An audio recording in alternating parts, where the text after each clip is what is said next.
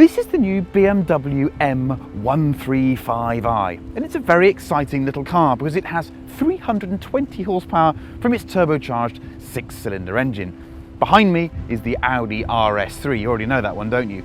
335 horsepower, four-wheel drive. Now this is a test with a difference, because normally when two Germans get into a tussle in the same marketplace, they have quite similar numbers. They cost the same, they look quite similar, they occupy the same space on the road, and they have the same power outputs. But BMW has launched this car at a fiver under £30,000, whereas the RS3 is a thick end of 40 grand. Yes, you can spec this car up to be a lot more expensive, but as things stand, you can have one of these for £10,000 less than the Audi. This is going to be a good fight. I'm looking forward to it. Do you remember when a hot hatchback had about 150 horsepower? I do. And do you remember the day that the Civic Type R came out with 200 horsepower and we thought, where's this going to end? They can't get any more powerful, can they? Well, Audi now sells a hot hatchback. I know it costs a lot of money, but they sell one with 335 horsepower. Ferrari Testarossa only had 390 horsepower. This is an exceptionally fast car. You just know the next word's going to be but, though, don't you? Continuing this theme during 2012 of discussing what makes a good Audi RS model, I just don't think that the RS3 fits into that category. I'm sorry. I'll list some reasons why. This is a blunt instrument. It's not that much fun to drive. There isn't much feel or involvement coming back through any of the controls. It's immensely fast between the corners. It has a tendency to understeer when you're in them. It's got quite a lot of front axle grip, I'll give it that. But for some reason, if you just push a little bit beyond it when you expect the car to neutralise, it's the front that really goes away from you. The engine is a masterpiece, as is the gearbox.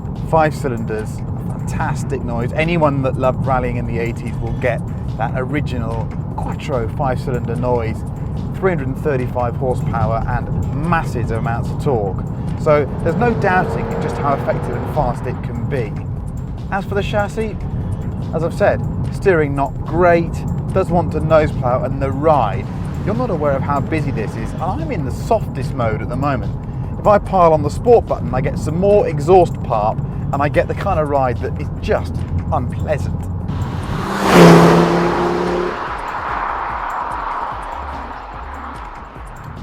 Other things to note, this cabin, after the new 1 Series cabin, I know this is the old Audi A3 model and there's a new one that's just replaced it, but we're not going to get a new RS3 for years, so we have to compare it to this. This just feels old. There's some really hard, brittle plastics. Just doesn't feel that expensive, and when you assess the fact that they want 40 grand for one of these, I start to wonder what on earth they were thinking of. There's a couple of things I do need to acknowledge though. Being four-wheel drive, this car does have an all-weather ability that the BMW simply can't match. Come rain or shine, you'll stick this thing in drive and it'll be one of the fastest cars point to point on UK roads. That is not in doubt. The other thing is this engine, as we're now realising, is immensely tunable. A lot of people who buy cars like this want to be a bit naughty, invalidate the warranty and give it loads of power. This motor's running at 450 horsepower in VLN races in the TTs out there, and it does so quite happily. It does a 24-hour race in that spec. So this can go a lot further, this motor, and that, I'm sure, is very appealing to a lot of people.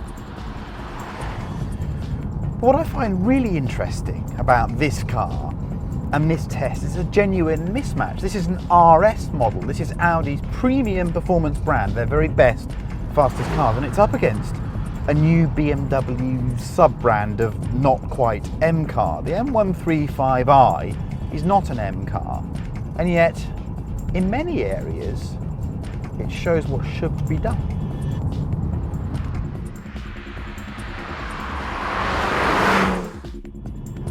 Yes, that's right, this isn't an exact rival for the RS3 because it's cheaper and it's not an M car, and obviously M corresponds to RS in Audi speed.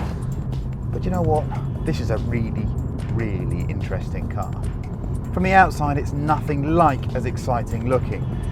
But if ever a car cloaked extraordinary performance in disappointingly ordinary clothes, it's the M135i, because this is a very, very fast car. In fact, I think it might be quicker than the Audi RS3, but we'll find out about that later on in the video. It does so many of the things right that the Audi does wrong. For example, the driving position is multi-adjustable. I can get low, the steering wheel comes back towards me, the seat is superior in every respect. The steering, okay, it's electric, it doesn't have any feel whatsoever, and in comfort mode you think it's too light initially, but if you spend time in the car, it's very, very accurate and it's quick. It's 2 turns lock to lock. I found myself finding it one of the most intuitive electric steering systems I've used. I'll talk about how you configure the chassis and the other stuff in a minute, but left in comfort on a British set of roads, A, B, motorway, a mixture like that, this is a very, very convincing car indeed. I thought it had a double clutch gearbox until I checked the specification. This has the optional £1,600 8-speed ZF automatic, but it behaves just like a double clutch because it's so fast when you manually shift. And in automatic mode, it's fantastic. It gives a claimed performance of 0 to 60 miles an hour, 62 miles an hour in 4.9 seconds. It's a seriously fast car. Now, we all know this fad for configuring your car is becoming more and more popular, and sadly the M135i buys into it big time. So there's a button down here that allows us to choose between Sport Plus mode, Sport, Comfort, and then there's an Eco Pro mode as well. The upshot is that most of the time, Comfort is the right mode to be in. If you go into Sport, you automatically get a sharper chassis and you get a sharper throttle response, but you can actually knock either of those back. So Sport can mean sharp throttle, soft chassis, or sharp chassis, soft throttle. So you can do that, but it's quite complicated. You've got to mess around in a sub-menu up here. You can turn all of the slippy stuff off if you want to, but that brings us to perhaps this car's most controversial point for keen drivers. No locking differential. There's not even an option of an LSD on this car.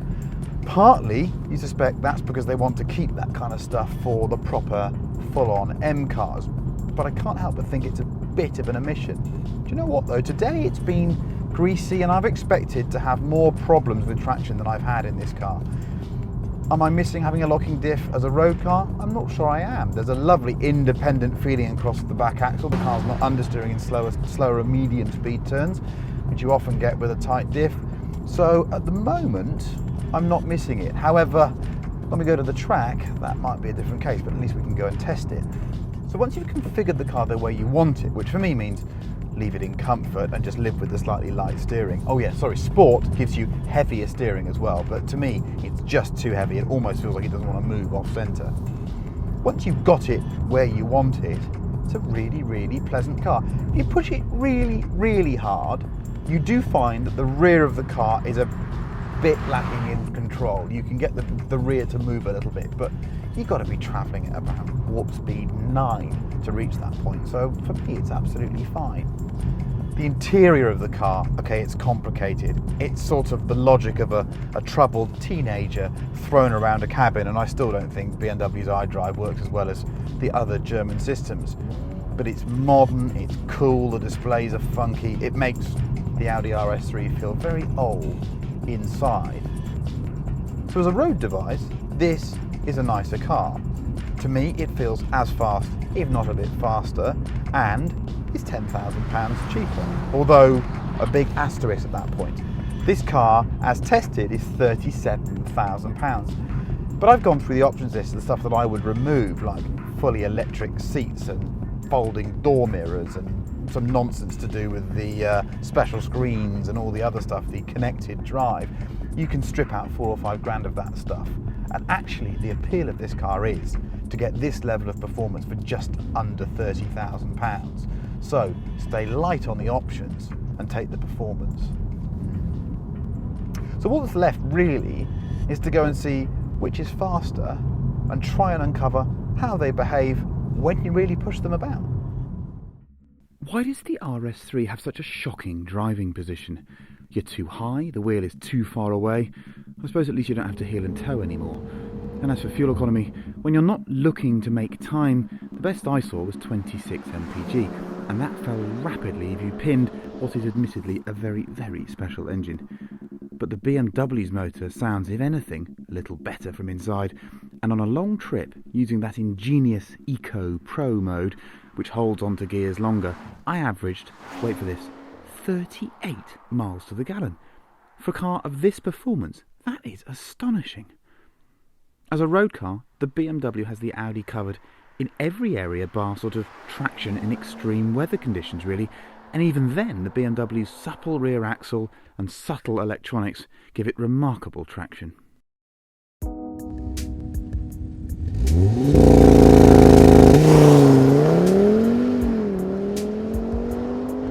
On paper, the RS3 is the hottest of hot hatchbacks, 335 horsepower, four-wheel drive, £40,000 before you put a few toys on it as well. What's it like on a really fast lap? And is it really £10,000 better and faster than an M135i? Well, let's find out. Third gear, we'll go through these little SE things and then we'll start a flying lap. Crikey, understeering already.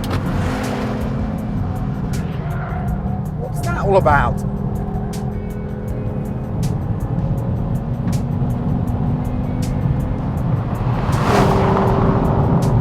$7,000. Shift up then, it's a DSG gearbox, 7 speeds as opposed to the BMW's 8. Bigger braking point. Pedals a bit sharper. We'll need third here. Just have to use so much more steering angle. It's understeering everywhere. I've got the system turned off. I need to move my hand on the wheel to get more lock on it.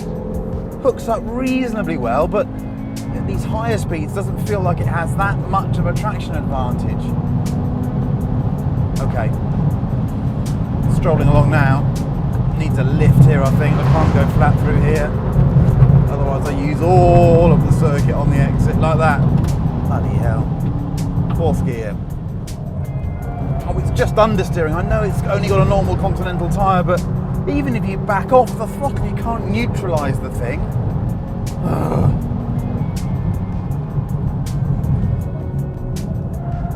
Oh, look at that rubbish.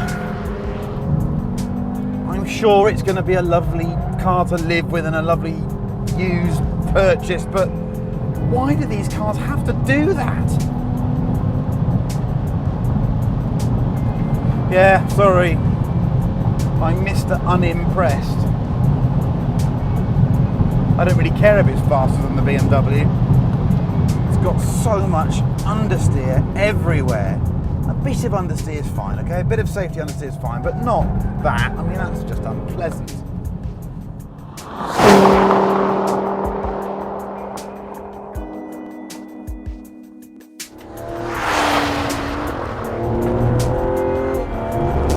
A lap of grunting thought little circuit in an M135i. Try and carry as much speed onto this back straight as possible. Shifting up at 7,000 RPM, how good does this pattern sound?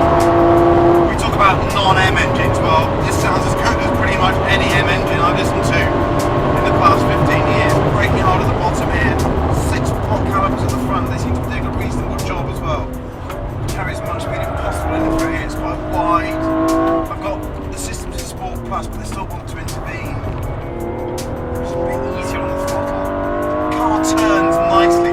That fast rack is a big help. This place is quick, so we've got a sort of almost flat out kink here now. Is it flat? It is.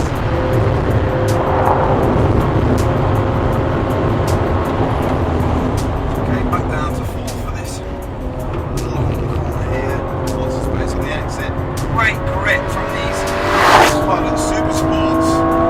Now that's wiggle again. So break the car. Again, it turns so nicely. You really feel the pivot point in the middle of the car. Lots of grip. It's neutral, a bit of understeer, and then you get that nice bit of oversteer.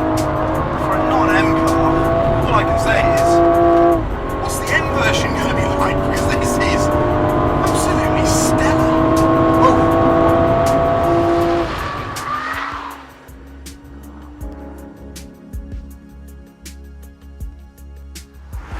Even as a stalwart fan of limited slip differentials on powerful rear-wheel drive cars, I find it hard to criticise the BMW's open diff and the electronics. It's not as natural a drift car as a 1M, but that's as much to do with the very fast steering as the differential. The way those 4-piston front brake calipers work too means this is at last a BMW without brakes made from butter. If the 135i nails the RS3 on the road, it kills it on the track for fun. I can't remember the last time I drove a car with a more unpleasant chassis balance than this Audi. Understeer, then, some more understeer, and then tragic understeer to follow. And after that, chunks of rubber falling from the front tyres. It went 0.9 of a second quicker than the BMW, but frankly, who cares? Now look, I'm sorry this has been reduced to a drag race, but the people that buy these sorts of cars tend to be quite punchy and want to know which is quicker, so there's only one way to decide, isn't there? Side by side, 2-mile runway, M135i versus RS3. That's got 4-wheel drive and launch control and more power. It should obliterate this thing. Let's see what happens. My able assistant Neil is driving the other car because we couldn't afford anyone else. 3, 2, 1, go. Okay, he gets away at the beginning, doesn't he? But look, I'm already pegging him. Where's the power, Mr. Audi? You know what, we're trucking, and we're gaining. We are gaining. This little car absolutely flies. 140 showing, 145, now we're alongside. 150, now we're going past. Yeah, baby! Yeah, baby! And that's 160 indicated, and now the limiter's called time. Hey boys, M135i is faster than an RS3. The Audi has the advantage off the line, it creams me to 30 miles an hour, but then this thing just keeps going. Okay, it's irrelevant, it happens over 140, but I don't care. I think it's dead impressive.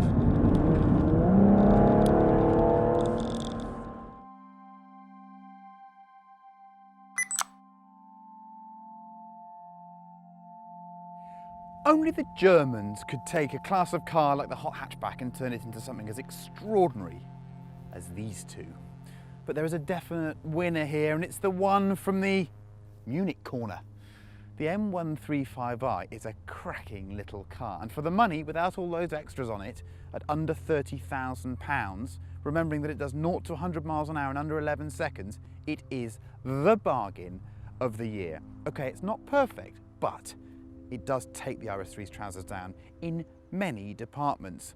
I've been quite disappointed by this car. Some people told me it was a good RS model, but I don't think it is. I think it understeers, I think it's a bit harsh on the road, and where I expected it to blow the BMW away in a straight line, it didn't. In fact, it got beaten ultimately. So congratulations, BMW, that is a cracking car. But of course there's one proviso here, and that is the Audi showroom factor. That as an object is quite a machine, and I just know that loads of people are going to buy those instead, but they shouldn't, because if you like driving, that's the better car.